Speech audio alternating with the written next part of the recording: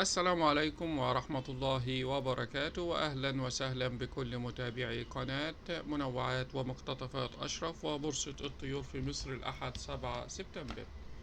الفراخ البيضاء السعر المعلن 63، المستهلك 73. الفراخ الساسو المعلن 90، المستهلك 100 جنيه. الفراخ الأمهات السعر المعلن 55، المستهلك 65. البلد الحر المعلن 114، المستهلك 129. الوراك السعر المعلن 100 جنيه والمستهلك 110. والبني السعر المعلن 210، المستهلك 220. الكتكوت الأبيض السعر المعلن 25، المستهلك 28. الكتكوت الساسو المعلن 14، المستهلك 15.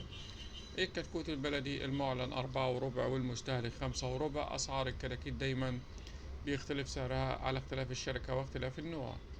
أسعار البط والأعمار النهاردة: البط الفرنسي المعلن 60، المستهلك 70. البط المرر السعر المعلن 74، المستهلك 82. البط المسكوفي السعر المعلن 80، المستهلك 90. البط البلدي المعلن 100 جنيه والمستهلك 110. سعر البط النهاردة عمر يوم: البط الفرنسي المعلن 5، المستهلك 10. البط المولر السعر المعلن 15، المستهلك 20. البط المسكوفي السعر المعلن 14، المستهلك 20. البط البيور المعلن 18، المستهلك 20.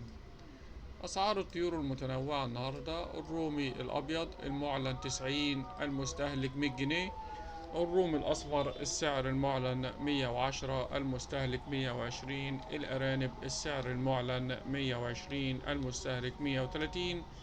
الحمام السعر المعلن 130، المستهلك 140.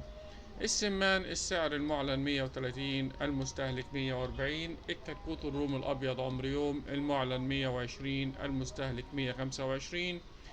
الكتكوت الرومي الأسمر السعر المعلن 50، المستهلك 55. الكتكوت الرومي 300 جرام المعلن 100 جنيه والمستهلك 105. أسعار البيض النهاردة: البيض الأبيض السعر المعلن 130، المستهلك 135.